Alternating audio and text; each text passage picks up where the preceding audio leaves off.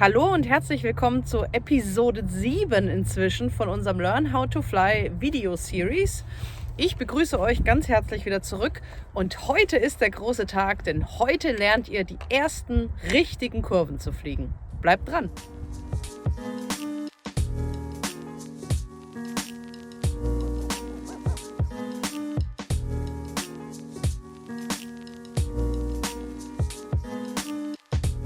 Ja, wie schon gesagt, heute ist der große Tag, an dem ihr eure ersten richtigen Kurven fliegt. Also letztes Mal, ich erinnere euch noch, sind wir ja das hier geflogen, haben den Heli gedreht und sind zurück.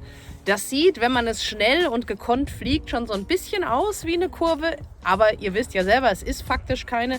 Warum habe ich mir das so lange aufgehoben? Naja, Kurvenfliegen kann ziemlich tricky sein, weil ihr nämlich Vorwärtsfahrt braucht. Das heißt, ihr braucht schon ein bisschen Selbstbewusstsein und ein gewisses Maß an Kontrolle über den Heli. Deswegen empfehle ich auch nicht irgendwelchen Anfängern, das direkt zu probieren, auch wenn ich natürlich weiß, dass jeder das direkt fliegen will, ist schon klar. Aber ja, ihr seid jetzt, wenn ihr die letzten Episoden durchgearbeitet habt, schon an einem Punkt, an dem ich euch es zutrauen würde, dass ihr jetzt die Kurven probiert. Und deswegen würde ich sagen, fangen wir direkt mit der Theorie an. Also zur Theorie, wie funktioniert jetzt so eine Kurve? Ihr kommt ja in passabler Vorwärtsgeschwindigkeit an, das heißt, ihr habt die Nase schon leicht unten. Ihr habt wahrscheinlich schon rausgefunden, wenn ihr den Heli wieder gerade stellt, dann läuft er irgendwann aus und bleibt irgendwann stehen. Er behält also nicht die Geschwindigkeit. Das heißt, ihr habt die Nase sowieso schon unten. Dann gebt ihr Roll, in unserem Fall jetzt für euch, Roll nach links. Dann wird der Heli allerdings Folgendes machen, wenn er jetzt hier so ankommt. Ihr seht, das ist keine Kurve. Der zieht sich dann einfach nur von euch weg. Damit das eine schöne Kurve wird, braucht ihr die Heckfunktion dazu. Und jetzt wird es eben ein bisschen tricky. Deswegen wollte ich ja auch, dass ihr in den letzten Episoden so viel auch mit dem Heck spielt und lernt, das Heck zu kontrollieren. Weil das Heck wird jetzt essentiell wichtig. So, das heißt nochmal, ihr kommt mit der Nase schon leicht nach unten. Das heißt, ihr behaltet die Vorwärtsfahrt. Nase nach unten heißt Vorwärtsfahrt. Denkt aber bitte immer daran, dass ihr dann auch mehr Pitch geben müsst. Nur so für die Theorie, so heißt Pitch, sage ich jetzt mal 100% von dem, was ihr gebt, wird umgesetzt. Wenn ihr den Heli in Schieflage habt, wird ein Teil davon auch benutzt, um vorwärts zu fliegen. Das heißt, um die Höhe zu halten, braucht ihr mehr Pitch. Nur so viel dazu. So, nochmal, ihr kommt an, habt die Nase schon nach unten, also Nick nach vorne gedrückt halten und ein bisschen mehr Pitch. Ihr gebt Roll nach links. Und jetzt steuert ihr ja die Nase auch nach links. Solange ihr jetzt die Nase unten haltet und Roll nach links gibt und auch das Heck weiterhin weiter steuert, wird er dann mit der Zeit tatsächlich sowas fliegen. Wenn euch das Ganze zu stark wird, wenn er zu schnell wird oder wenn ihr das Gefühl habt, er sauft euch ab, ihr habt nicht mehr genug Pitch, entweder Pitch geben oder noch besser Nase wieder nach oben nehmen und Heck zu euch zurückdrehen. Das ist eure Exit-Strategie. Ihr werdet merken, dass ihr in Zukunft für alle Manöver, die wir fliegen, braucht ihr eine Exit-Strategie. Das ist auch etwas, was ihr in Zukunft, das mache ich auch, bei neuen Flugmanövern im Simulator braucht. Ihr müsst wissen, wie komme ich rein und wie komme ich zur Not wieder raus. Also nicht irgendwie, oh ja, ich habe keine Ahnung mehr, was mache ich denn jetzt? Ich sehe ja nichts, papp, dann ist er weg. Sondern ihr braucht immer eine Exit-Strategie. Und die ist für euch immer Nase gerade, Heck zu euch. Weil das hier sollte für euch jetzt aus dem Schlaf funktionieren. Ich wiederhole nochmal die Theorie für euch. Ihr kommt an, ihr habt die Nase leicht nach unten, ihr gebt Roll nach links, ihr steuert die Nase nach links und dann müsst ihr austarieren, wie viel Roll und wie viel Nase und wie viel Heck ihr braucht. Es kann sein, dass eure Kurven am Anfang so aussehen. Es kann sein, dass sie viel zu groß werden. Es kann sein, dass ihr zu viel Heck steuert, dann sieht es eher so aus. Das ist dann alles Gefühlssache. Das ist etwas, was ihr dann halt in der Live-Flugschule natürlich sehr viel besser lernen könnt, weil da kann euch der Fluglehrer dann sagen, ja, guck mal, du machst zu viel das und das. Ich kann euch jetzt heute leider nur die Theorie erklären. Üben müsst ihr es jetzt dann leider selber. Aber so viel zur Theorie. Jetzt erkläre ich euch, was ich möchte, dass ihr in dieser Übung exakt tut.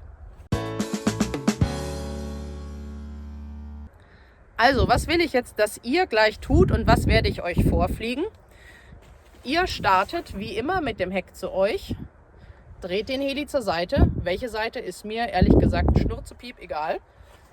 Ihr baut Fahrt auf, eine mäßige Fahrt, nicht langsam, sowas hier will ich nicht. Ihr braucht Schwung. Also ihr müsst jetzt durch die vorherigen Übungen schon ein bisschen Selbstbewusstsein entwickelt haben, um Vorwärtsfahrt aufzubauen.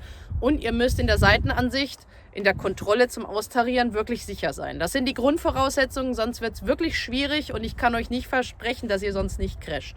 Also bitte, falls ihr die letzten Sachen übersprungen habt oder nur so Larifari gemacht habt, macht das. Übt das, es ist wirklich wichtig. Also, ihr startet, ihr geht hoch, stellt den Heli auf die Seite, nehmt die Nase nach vorne und dann baut ihr Vorwärtsgeschwindigkeit auf.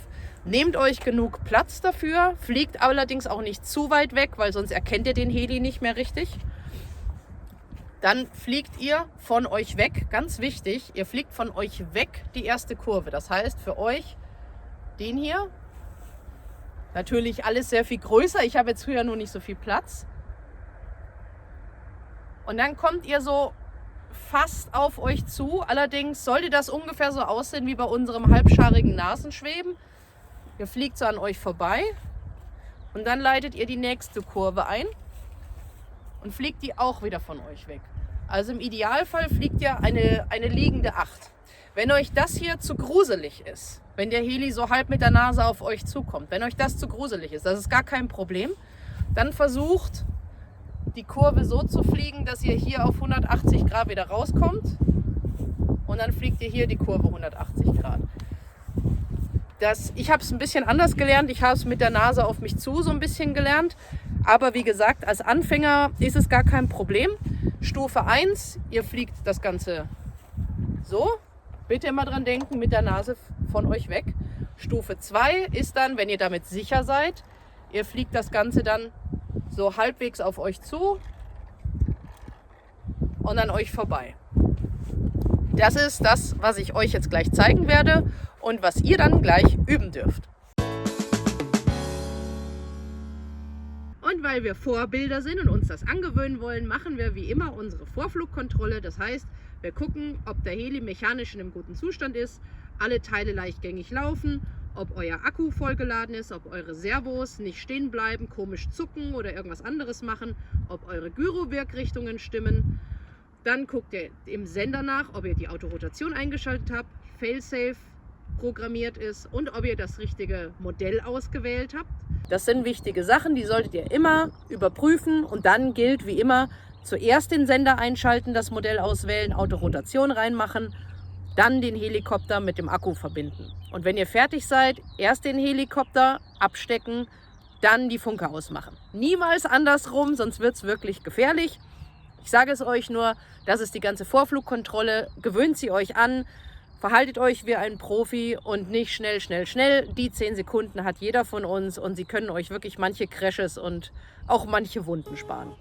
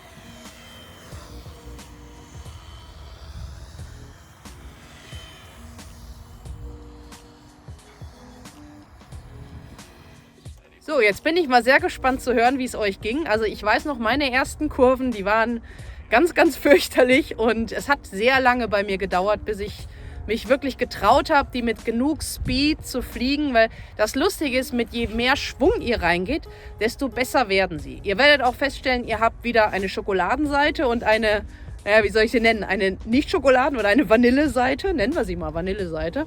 Das heißt, auf einer Seite werden die Kurven schnell recht schön aussehen, auf der anderen Seite werden sie ganz grauenvoll aussehen. Bei meinen Flugschülern ist es meistens so, die eine, die ist richtig schön wie so ein Motorradfahrer in die Kurve gelegt und auf der anderen Seite ist es dann immer teilweise so eine Badewanne. Ich nenne es immer ganz gern die Badewanne, das ist dann immer so hoch und so ein bisschen das, was wir letztes Mal gemacht haben. Nur halt jetzt mit ein bisschen zyklisch dazu gesteuert. Ihr müsst jetzt daran arbeiten, dass ihr eure Fehler selbst erkennt. Ihr müsst euch selbst beobachten, nehmt vielleicht mal einen anderen Piloten mit aufs Feld und sagt, guck mal, was fällt dir auf? Findest du die Seite besser oder die? Was fällt dir auf, wenn du es beobachtest? Sollte ich mich mehr in die Kurve reinlegen? Verliere ich zu viel Geschwindigkeit? Stimmt die Höhe nicht mehr? Aber ich bin mir sicher, ihr könnt das eigentlich auch selbst ganz gut beobachten. Das Wichtigste ist, dass ihr jetzt da die Übung reinkriegt, dass ihr nicht mehr so aufgeregt seid, weil erst dann, wenn ihr die Ruhe habt und wisst, dass ihr nicht abstürzt, weil ihr es ja eigentlich könnt, dann hat man Zeit, sich selbst zu analysieren. Das ist jetzt die Episode für das Kurvenfliegen. Ich bin mir sicher, dass ihr damit relativ lang beschäftigt seid, aber ich freue mich trotzdem schon, euch in der nächsten Episode wiederzusehen. So, ich hoffe, euch hat diese Episode weitergebracht. Ihr habt etwas Neues gelernt und habt jetzt schöne Hausaufgaben, die ihr machen könnt.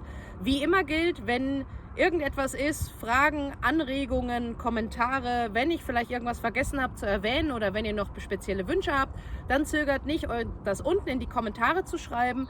Ansonsten bleibt mir nur zu sagen, Dankeschön fürs Zuschauen und die Trainingsbitch und ich sagen Tschüss!